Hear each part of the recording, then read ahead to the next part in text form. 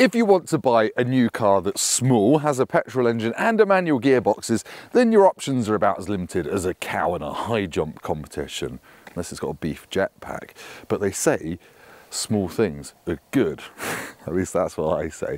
And this Toyota Aygo Cross is one of the only city cars left on sale in the UK, alongside the Kia Picanto and Hyundai i10.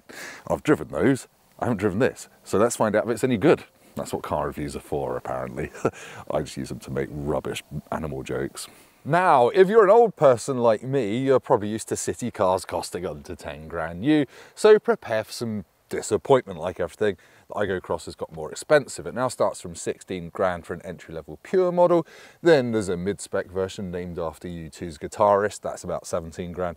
And this top-spec exclusive one is 19 grand. But you do get some stuff for your 19 grand. You get front rear parking sensors, LED headlights, which you only get on this top spec model. And I think it looks quite sharp. Now, Toyota does want us to call this a small urban SUV, because it's a bit taller than the old Aygo that it replaces.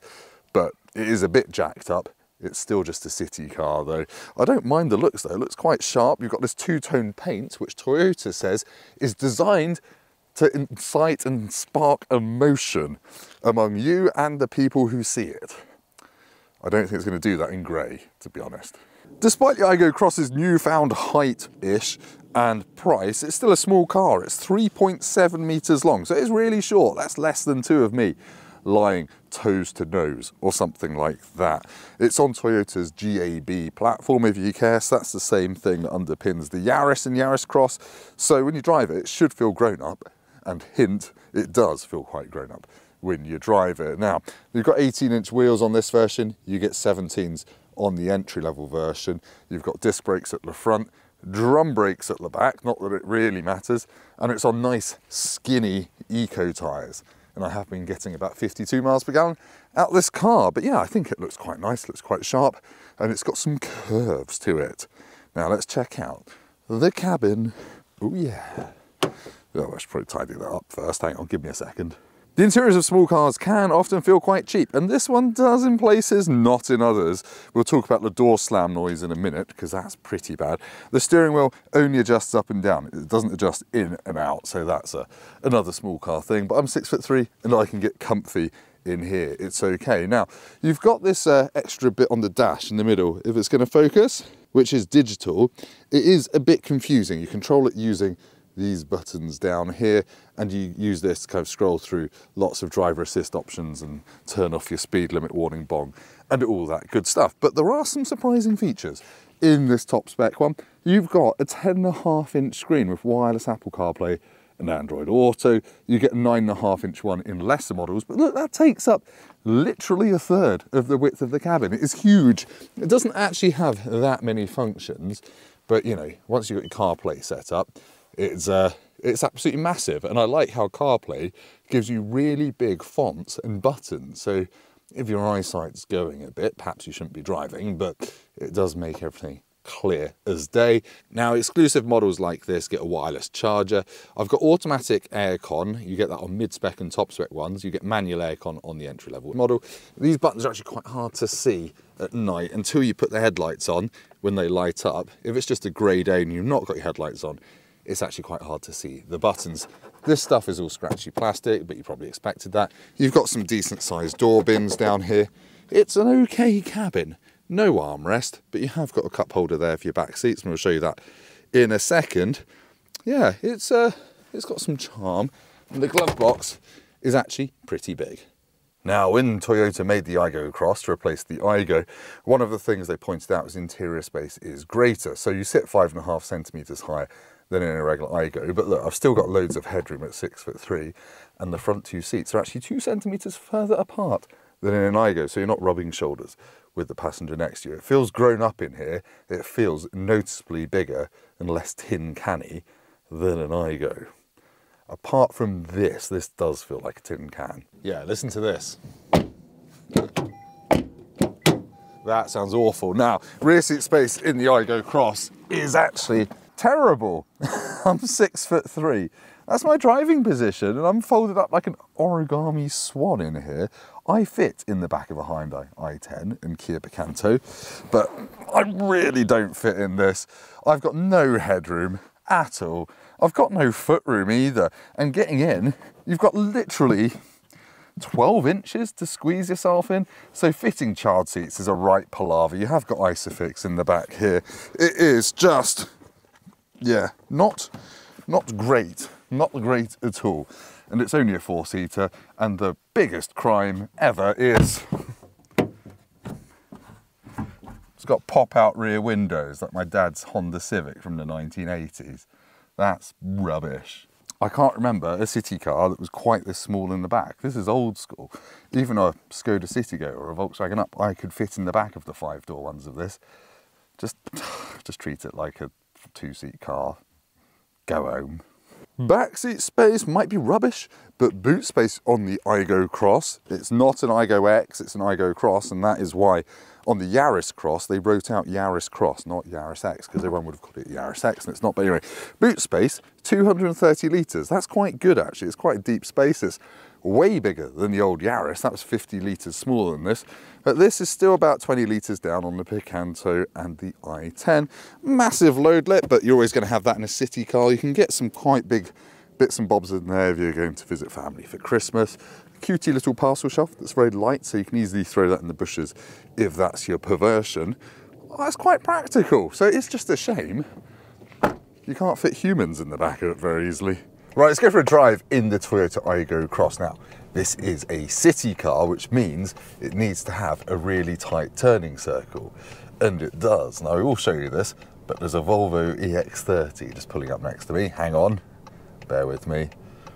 Your car can only do about 2 miles on a charge, and it's got a rubbish infotainment system. I've got an okay one, but anyway, whatever. So, if I pull out this parking space and go full lock to the right, I take the front off a Volvo EX30. It is such a tight turning circle here, and here's a better demonstration. That is ridiculous. You can do a 180-degree turn in only a bit more than the length of the car. It's very impressive. But anyway, let's talk about how this Aygo Cross drives, and it doesn't drive that badly. Considering it's a small car, it feels remarkably grown up and stable. Has a few little annoyances though.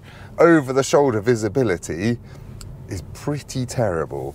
For a small car, you need to be able to check your blind spots, and you have got big ones at the rear corners which will hide cyclists and things like that, which is quite disappointing, to be fair. Another bad thing about the Aygo Cross, it's quite a faff to turn off the speed limit warning. You've got to use digital dashboard on the screen and then scroll quite a bit until you find something called RSA and turn that off. But let's talk about the engine. Now, as we move on to our country road, let's talk about performance. It's got a 1 litre or 998cc 3-cylinder engine that makes that thrummy noise, and it is not fast with 74 horsepower. 0 to 62 takes 15 seconds. That's a long time, but that's about as long as it takes a Kia Picanto or a Hyundai i10 to do the same 0 to 62 sprint, unless you get the Hyundai i10 with its 1 litre turbocharged engine, which in my opinion is the best city car engine you can get. It's got 90 horsepower, loads more turbocharged torque, and actually feels like a small hot hatch. I really like that, but you've got to get the expensive one to get that engine. Now this gets 52 mpg in my driving. At motorway speeds, it feels like a big car, it feels pretty planted, but you do get quite a lot of old school wind whistle from the door seal up here at 70 miles an hour, which makes it feel a little bit cheap. Thank you very much, I won't run you over. Now, the ride quality in this car is decent. It's really decent for a small car. It doesn't rattle around like a tin can over bumps, and I think that's because it's built on the same platform as the Toyota Yaris, as we've said. That's a bigger car. That feels grown up, so does this. It's actually, I don't know, it's actually really fun to drive. If you like maintaining momentum through roundabouts and not braking, this gives you some kind of, I've just passed my test, I'm a bit of a hooligan vibe, which I like. There's some nerdy things as well. you can heel and tow in it. It's really easy to heel and tow in this. It's not a Porsche, it's a Toyota Aygo, but you can blip the throttle while using the brake at the same time while changing down gears. Yeah, that's good stuff. Oh, I'm gonna have to SUV off-road. Yes, it's officially a small SUV. I've put a wheel on grass verge. Anyway, that's enough about how this drives. I really quite like the way it drives. Just wish it was a bit gutsier, but whatever. Let's head back to me for a conclusion. Oh, and the handbrake is not quite tight enough to do handbrake turns. Yes, now you fly, silly peasants. The Toyota Aygo Cross is one of only a handful of city cars left on sale in the UK right now, and having lived with it for a week, I'm sad to say it's not quite at the top of its small class. Yes, it's nice up front. I like the tech, I like the big screen. Yes, it is pleasant to drive, albeit slow, and yes, it looks quite sharp as well. But in a field of things like the Hyundai i10 and Kia Picanto, which have usable rear seats and a bigger boot and pretty much the same level of tech, this feels a little bit outclassed. Now, every car in this class is slow. They've all got 0 to 60 times of about 15 seconds, so you can't split them on that. It's just really if you need to use your back seats, because back seat space on this is terrible. Those fold-out rear windows are from the 1980s, and I just don't think they've really put anyone in the back of this car when they were developing it, even though it's supposedly bigger than an SUV. But anyway, it's still a good car. I'm going to give it 7 tin roadies out of 10. But my advice is try and have a look at the Hyundai and Kia alternatives if you're still in the market for a small manual petrol city car. Was that sensible consumer advice? I think it actually was. Anyway, thank you for watching. If you've liked this video, please hit like, subscribe to the channel, go down to the comments and leave me the Japanese word for "I'm sorry, but you'll have to chop your legs off." Goodbye.